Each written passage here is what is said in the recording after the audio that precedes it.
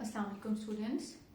आज हमने 9th class physics में चैप्टर नंबर 4 का टॉपिक नंबर 4.7 स्टार्ट करना है, जो कि है हमारे पास सेंट्रीपिटल फोर्स से रिलेटेड। ठीक है, इस चैप्टर में या चैप्टर नंबर 3 और 4 में हमने फोर्सेस की बहुत सारी टाइप्स पढ़ी थी, तो उन्हीं में हमने जो है वो एक आज सेंट्रीपिटल फोर्स के बारे में डिस्कशन करनी है। ठीक है, हमें वो बता रहा है कि जी वैसे तो हमें सेंट्रीपिटल फोर्स के नाम से ये पता होना चाहिए कि इसके लिए जो हम एक सिंपल सा वर्ड इस्तेमाल करते हैं ना, वो ये होता है सेंटर सीकिंग फोर्स। ठीक है, सेंटर सीकिंग फोर्स यानी कि वो फोर्स जो किसी भी ऑब्जेक्ट को टुवर्ड्स द सेंटर मूव करवाती है, toward the centre of the circle, toward the centre of the earth, या किसी भी सर्कुलर पाथ में टुवर्ड्स द सेंटर मूव करवाती है, उसको हम सेंट्रीपिटल फोर्स का नाम देते हैं। ठीक है, आपकी बुक में वो आपको यूं एक्सप्लेन कर रहा है कि अगर हम स्पीड के बारे में बात कर रहे हैं ना, किसी भी ऑब्जेक्ट की स्पीड के बारे में बात करें, इसका मतलब है we are just talking about magnitude of that object. ठीक है, लेकिन अगर हम साथ में वेलोसिटी को इन्वॉल्व कर लेते हैं तो फिर हम कहते हैं कि मैग्नीट्यूड के साथ साथ वहां पर डायरेक्शन भी इन्वॉल्व हो रही है। मैग्नीट्यूड प्लस डायरेक्शन दोनों की बात हो रही है। ठीक है, तो फिर अगर कोई भी ऑब्जेक्ट कांस्टेंट स्पीड के साथ मूव कर रहा होता है, कांस्टेंट स्पीड के साथ मूव कर रहा होता है इन आ सर्कुलर पाथ, तो हम उसे कहते हैं कि ये यूनिफॉर्म सर्कुलर मोशन है। यूनिफॉर्म सर्कुलर मोशन है।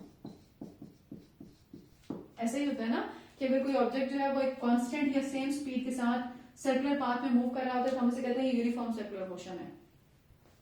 अब देखें, अगर हमारे पास ये सर्कुलर पाथ है, ठीक है, और यहाँ पे एक बॉल है जो कि सर्कुलर पैटर्न में मूव कर रही है, तो फिर हमने इससे पहले भी ये सीखा होता है, पढ़ा होता है, और आज फिर मैं आपको बता रही हूँ कि सर्कल में मूव करने वाले ऑब्जेक्ट की जो डायरेक्शन है वो पॉइंट टू पॉइंट चेंज हो रही होती है।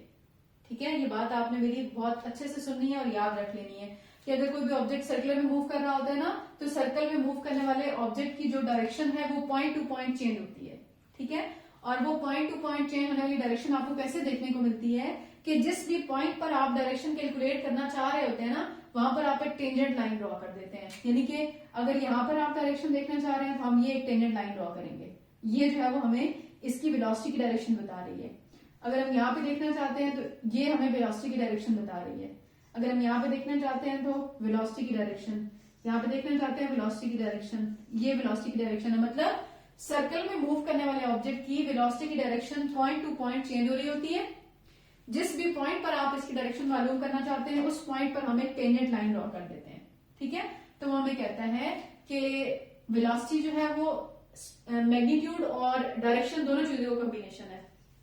अगर कोई ऑब्जेक्ट है सर्कुलर पाथ में मूव कर रहा है, कांस्टेंट स्पीड के साथ मूव कर रहा है, चूंकि उसकी स्पीड की डायरेक्शन पॉइंट टू पॉइंट या मूविंग ऑब्जेक्ट की direction point two point change हो रही है, इसका मतलब है इस केस में यहाँ पर ऑब्जेक्ट के अंदर, क्योंकि इसकी वेलोसिटी का मैग्नीट्यूड तो कांस्टेंट है लेकिन डायरेक्शन चेंज हो रही है, तो चेंज इन डायरेक्शन की वजह से यहाँ पर एक एक्सेलरेशन प्रोड्यूस होती है जिसको हम सेंट्रीपिटल एक्सेलरेशन कहते हैं। Centripetal acceleration.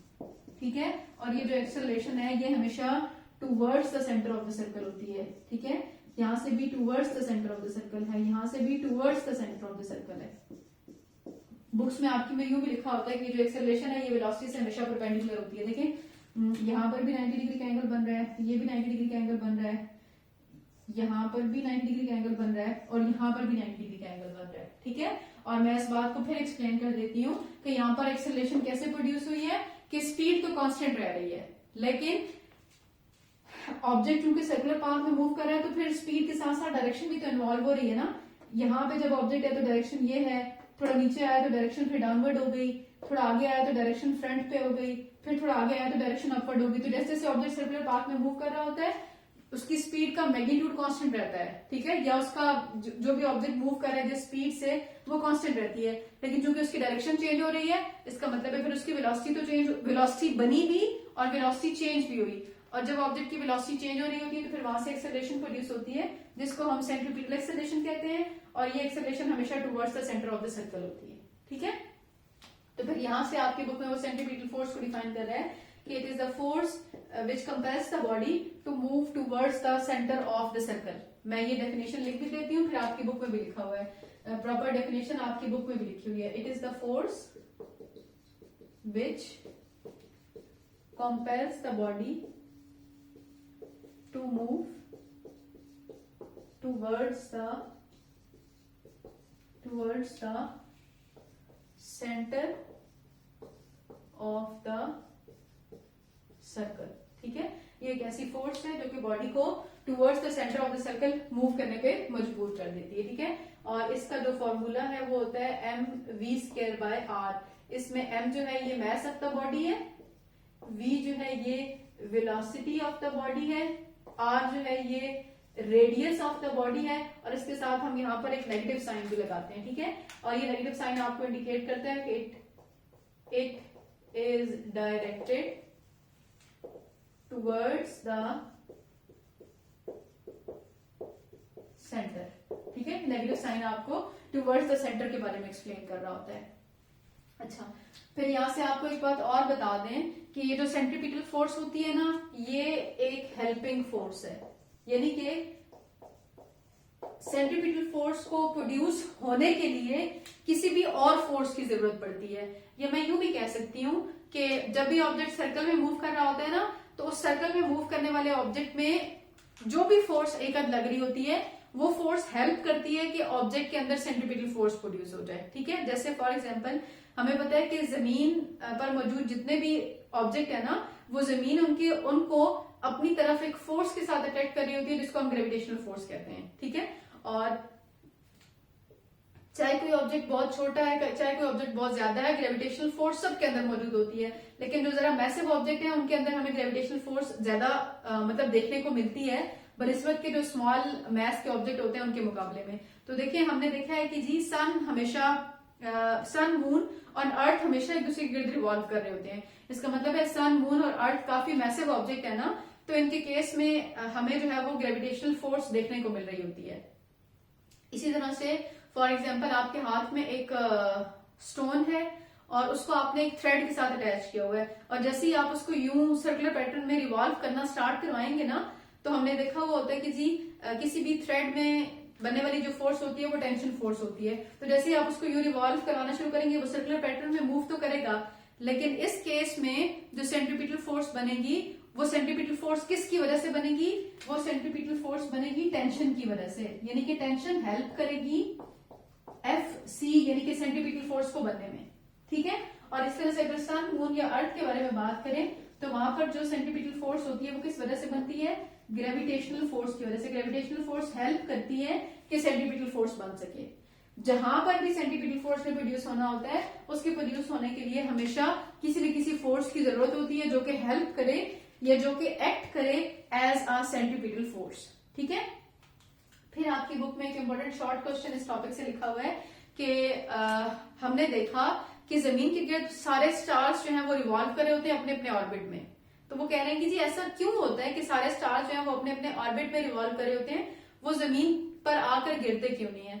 तो इसकी रीजन उसने ये बताई है कि जो स्टार्स हैं वो बहुत ज्यादा हाई स्पीड से अर्थ के गिर्द रिवॉल्व कर रहे होते हैं। उनकी बहुत ज्यादा हाई स्पीड होने की वजह से वो अपने अपने ऑर्बिट में कॉन्टिन्यूसली रिवॉल्व करते रहते हैं, बल्कि toward the centre of the earth आकर नहीं गिरते। अगर उनकी स्पीड बहुत ज्यादा ना हो, कम स्पीड हो, तो फिर वो जमीन पर आकर गिर जाएंगे। तो जब भी मूव कर रहे होते हैं तो उनकी बहुत ज्यादा स्पीड होती है, मैक्सिमम स्पीड होती है, जिससे वो जो है वो अर्थ के गिर्द रिवॉल्व कर रहे होते हैं। सो अगर हम अपनी बुक देखें तो लिखा हुआ है कि जी speed of moving object does not change as it travel in the circular path is called uniform circular motion. ठीक है, the speed of the object may remain constant, however the direction is continuously changing, give rise to a change in velocity and an acceleration is produced. ठीक है, फिर वो आपको बता रहा है कि जी in uniform circular motion it is toward the centre of the circle called centripetal acceleration. ठीक है, फिर कह रहा है now there must be some unbalanced force acting on the object which is pulling it toward the centre, कि object पर जो है वो एक अनबैलेंस्ड फोर्स लग रही होती है जो कि उसको toward the centre of the circle move करने पे मजबूर कर रही होती है। कह रहा है the force that pull an object out of its straight path and into a circular path is called centripetal force. के देखिए ये ऑब्जेक्ट फॉर एग्जांपल बॉल यहाँ पर थी ना, तो बॉल आगे मूव कर रही थी, तो कह रहे हैं कि जी Newton first law of motion हमें यही कहते हैं ना कि कोई भी ऑब्जेक्ट है, अगर वो अपनी रेस्ट की स्टेट में है तो वो अपनी रेस्ट की स्टेट में रहता है, अगर वो मूवमेंट की स्टेट में है तो वो मूवमेंट की स्टेट में रहता है, अनटिल और अनलेस आप उस पर कोई भी फोर्स अप्लाई नहीं करते। तो यहाँ पर वो जो अनबैलेंस्ड फोर्स का जिक्र हुआ है वो सेंट्रीपिटल का जिक्र हुआ है कि ये बॉल है, ये यू मूव कर रही है ना, तो बॉल को स्ट्रेट लाइन में मूव करते रहना चाहिए। कब तक? जब तक आप इस पर कोई भी अनबैलेंस्ड फोर्स ना लगाएं। तो यहाँ पर कौन सी अनबैलेंस्ड फोर्स लग रही है? सेंट्रीपिटल फोर्स लग रही है, जो कि बॉल को आगे मूव नहीं करवा रही बल्कि उसको मजबूर कर रही है कि वो सर्कुलर पाथ में मूव करे।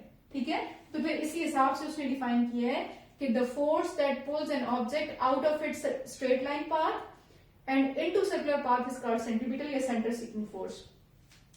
फिर स्टूडेंट्स उसने हमें सैटेलाइट का एग्जांपल दिया कि सैटेलाइट जो है वो अर्थ के गिर्द अपने अपने स्पेसिफिक ऑर्बिट में रिवॉल्व कर रहे होते हैं, और अकॉर्डिंग टू फिगर 4.23 के बाद लिखा हुआ है, according to first law of motion there must be some unbalanced force acting on the satellite that is pulling it out of the straight line path.